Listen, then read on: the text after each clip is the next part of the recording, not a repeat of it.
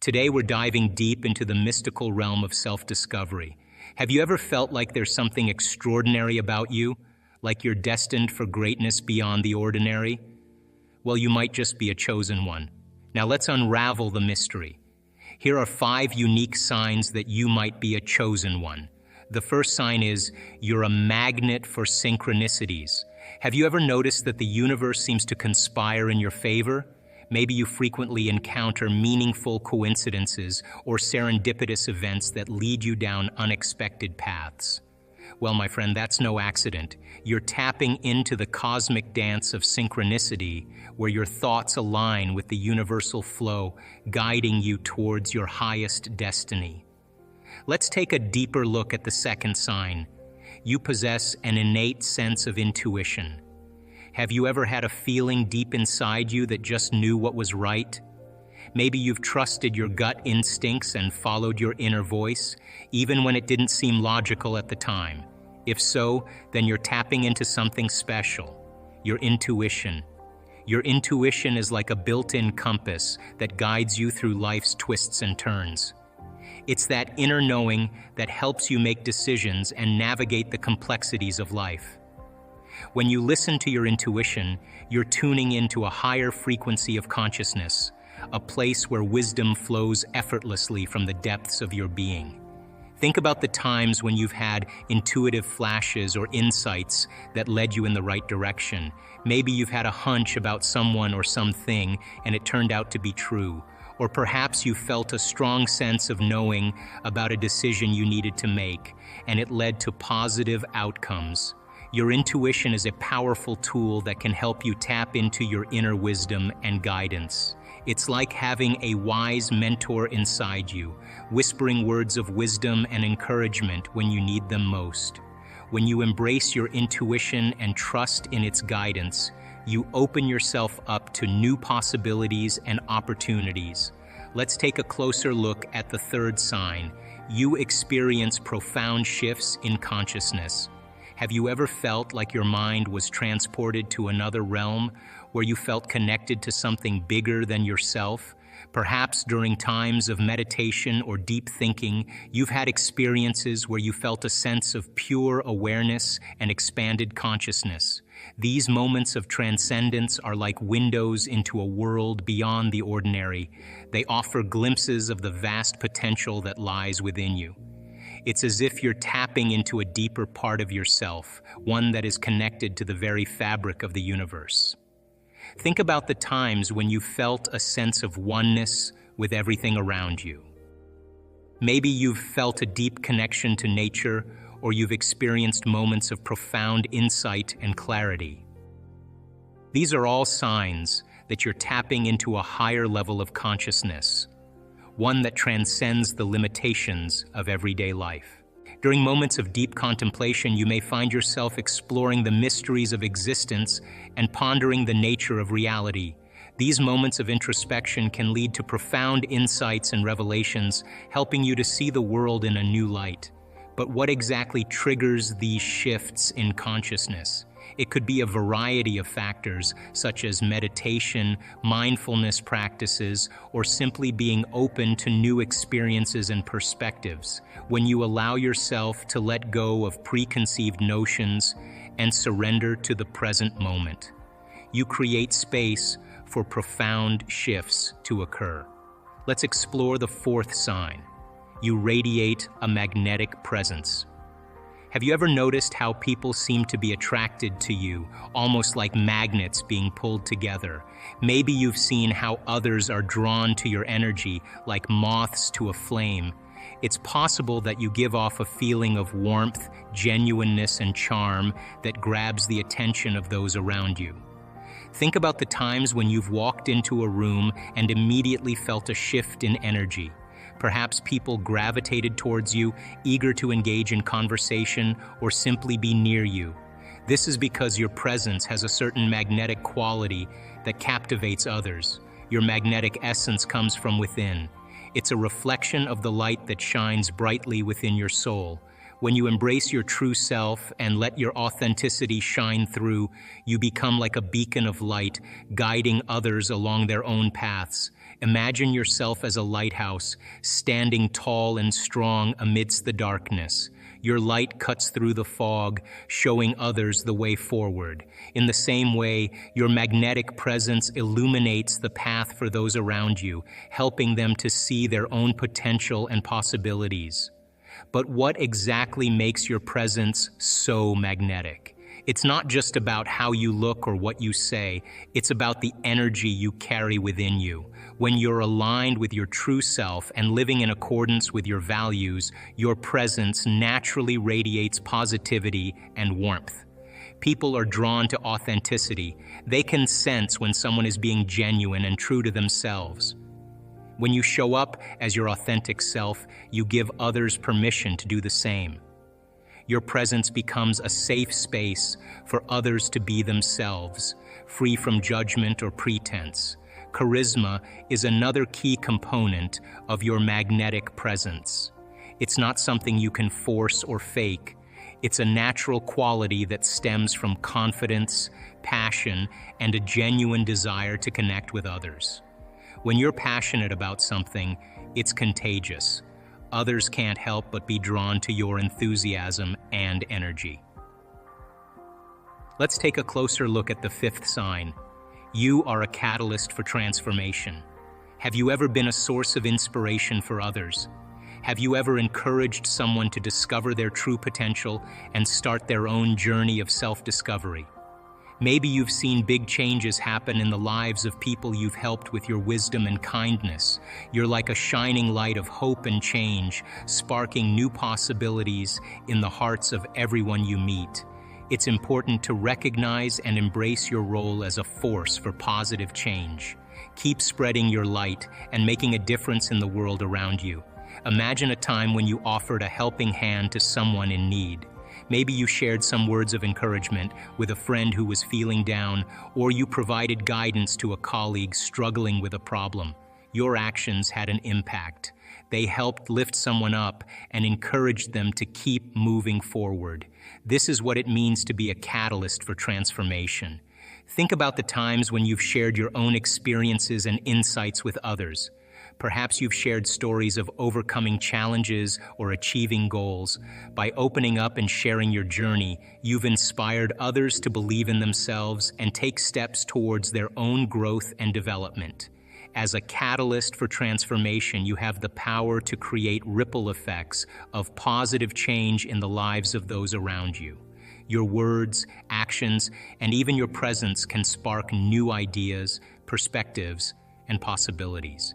You have the ability to ignite the flames of hope and transformation in the hearts of others, helping them to see their own potential and take action towards their dreams. But being a catalyst for transformation isn't just about inspiring others. It's also about embracing your own journey of growth and self-discovery. As you continue to evolve and learn, you become an even greater source of inspiration for those around you. Your willingness to embrace change and step outside of your comfort zone serves as a powerful example for others to follow. So how can you embrace your role as a catalyst for change? Start by recognizing the impact you have on the people around you. Take time to reflect on the ways in which you've inspired others and helped them grow. Celebrate your successes and acknowledge the positive difference you've made in the world. So there you have it. If you resonate with any of these signs, know that you are not alone on this sacred journey of awakening. Embrace your divine destiny and step boldly into the limitless potential of who you are meant to be. Together, let us co-create a world where love, wisdom, and consciousness reign supreme. Now, your brain is organized to reflect everything you know in your life. Your brain is a reflection of your external environment. It's an artifact of all the things you've learned and experienced to date. Feelings and emotions are the end product of past experiences. And if you're feeling the same way every single day, it means two things. Number one, nothing new is happening in your life. And if those emotions are driving certain thoughts, and those thoughts then are creating the same emotions, then your thinking equal to your emotional state means you're thinking in the past. And if you believe that your thoughts have something to do with your destiny, as long as you're thinking equal to your familiar emotions, you keep reaffirming the same past experiences in your life over and over again. Our research shows without a doubt in the last 3 years that when students of our work combine a clear intention. Now, intention is a vision, a potential that already exists in the quantum field that you get to select. And when you ask yourself a question like, what would it be like to be healthy? What would it be like to be wealthy? What would it be like to be free or to be in love? The moment you ask that creative question, a part of your brain called the frontal lobe turns on. That's the crowning achievement of the human being. Once that area of the brain turns on, it's like a great symphony leader.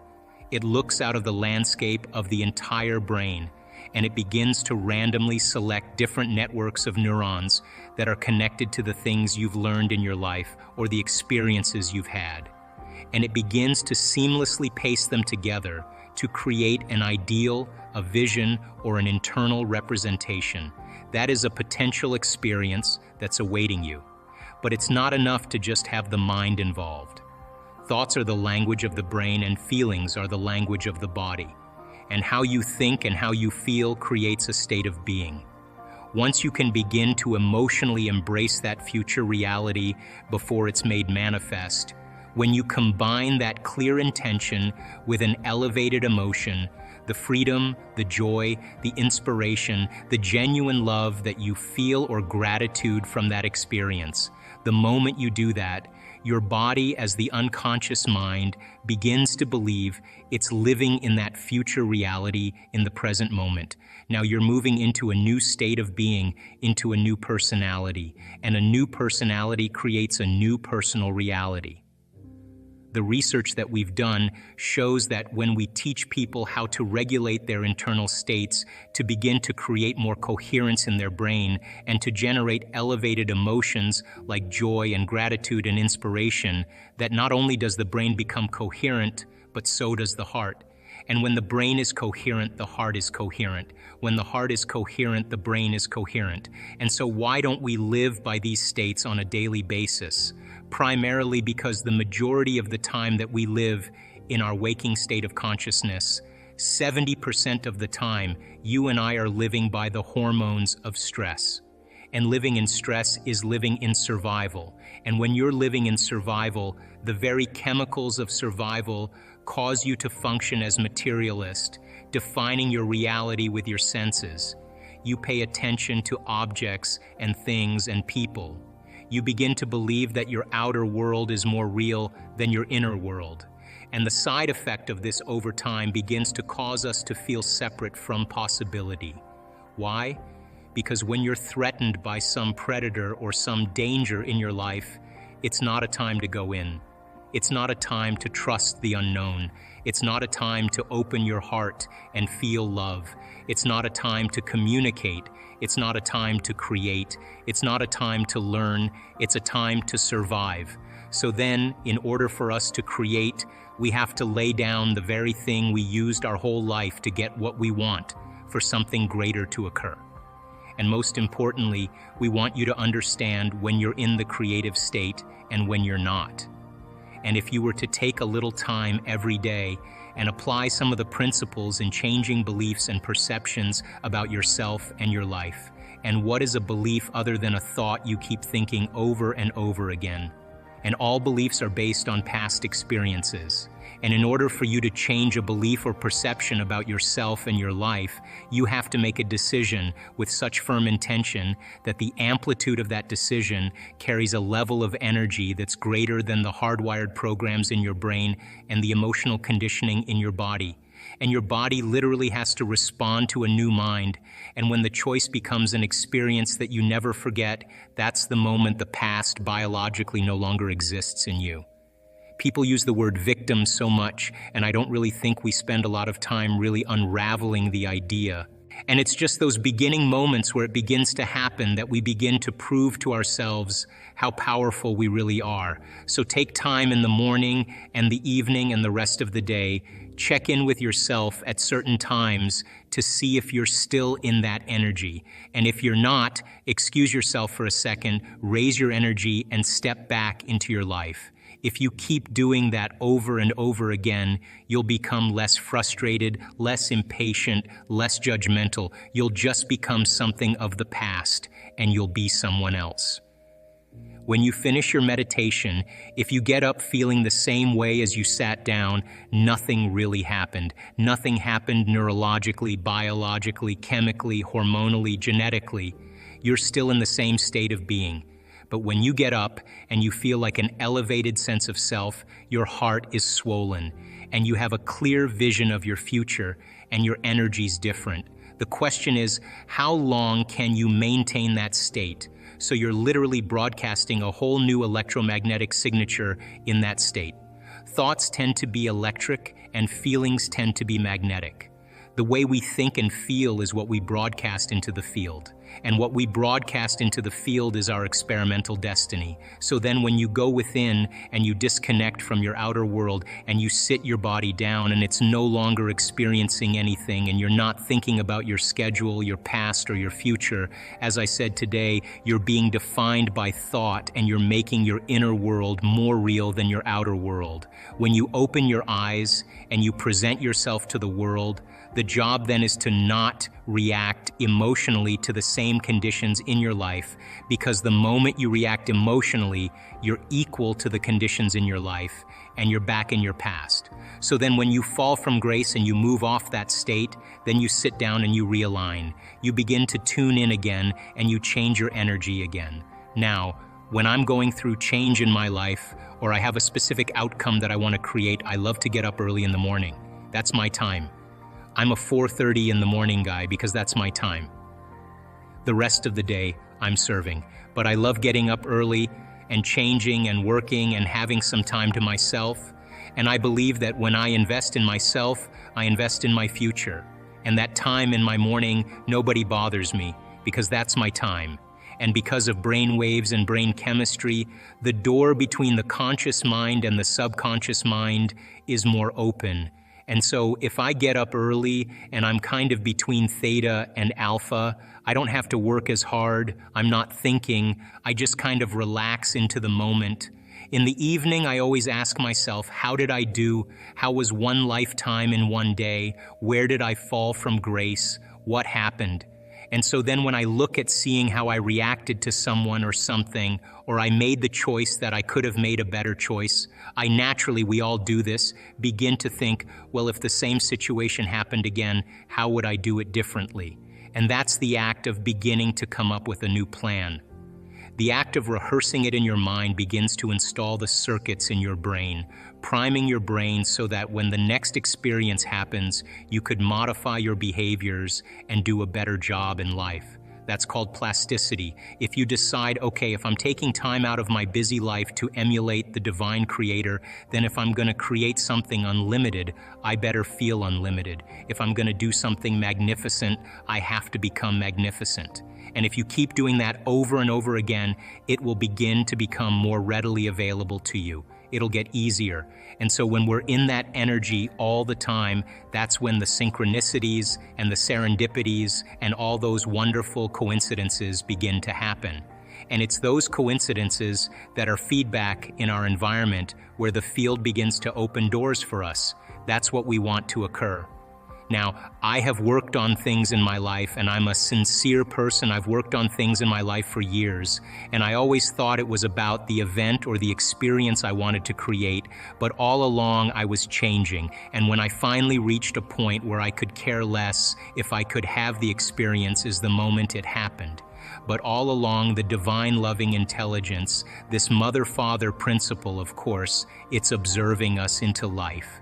We are vitalistic, energetic beings that when we begin to unify all these principles that we're talking about, you can't get this in one sitting. You can't, you have to keep understanding it, keep reviewing it, keep redoing it, keep experiencing it. And new experience then causes you to dream in a way you would have never dreamt before unless you had that experience. And that's how God gets to know itself. So then I don't care what meditation you do, I just like the fact that you're connecting. And the more you connect, the more whole you feel, the more natural it becomes. Then, of course, the next experience then causes you to dream in another way. And what I know from my own experience and many students, it's not about material things. It's about those mystical moments, those transcendental moments, those moments where your jaw drops and you are in awe of life. Those moments that take our breath away, that cause us. And this has happened to me so many times. Every time I have one of those experiences, I think to myself, I got this all wrong. I got this all wrong. Some veil has been lifted, and now I'm seeing more clearly about the way things really are. Intention is, you may say, I want a healing. I want a new job. I want a new relationship. Now, the moment you ask the question, the what-if question, what would it be like to be in love? What would it be like to have a new job? What would it be like to be in a new relationship, to do whatever, to be healed?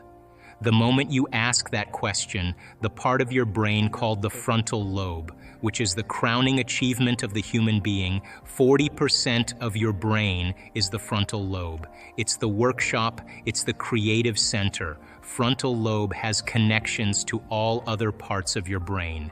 The moment you ask an open-ended question, you speculate a possibility.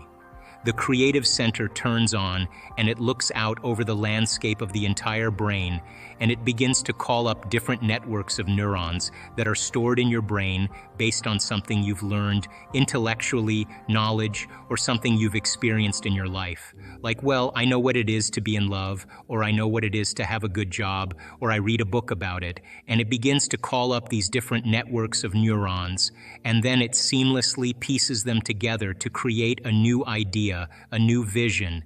And when you put all those networks together and they fire in tandem, you'll get a clear picture in your mind. And that clear picture is called intention. Now, the more you have conditions or the more you have specifics about that job, like, for example, I want to make this amount of money more a year, I want to have health benefits, I want to have 3 weeks vacation, I want to travel, I want to work with great unlimited creative people. That all is the elements that help to add to that vision. Now, the picture you get in your mind could be the word job, or it could be just an image that's personal to you. But the image then represents all of those conditions. So you can have several conditions that make up your intention. But the intention typically is a symbol. Like, you may see a retreat center that you may want to start and you have a picture of it. But once you see that picture, the next thing that happens, you start to live that dream. The moment you start to take that dream and it turns into a living motion picture, now you're in that imaginary place. What happens is, the moment it starts taking on form and it starts taking on time, you start to experience it. And all the things you're going to do, you're actually living in that future. And your brain does not know the difference between the actual event that takes place in your life and what you're imagining in your mind. We call it mental rehearsal in my work. But you're literally rewiring yourself to the future. Now, your brain is no longer a record of the past. And when you stretch yourself past that point and you break free from the chains of those emotional addictions, the side effect of that is called joy. And the body is liberated from that level of mind. And when that happens, there's available energy to create with. And so when you break through that, you begin to love yourself. You begin to respect yourself, and you begin to love and respect others because you see yourself in them. And now that you're free from it, you can understand them with compassion without knee-jerking in the same way. So the difficulty here is really making the time to do it. And if you began to think about a new way of being and you moved into a state where you said, I'm not going to get up until I am this person. And not only did you memorize it neurologically in your brain, but you allowed the thoughts that you were thinking to become the experience, to the point that your body, as the unconscious mind, began to live in that future reality in the present moment.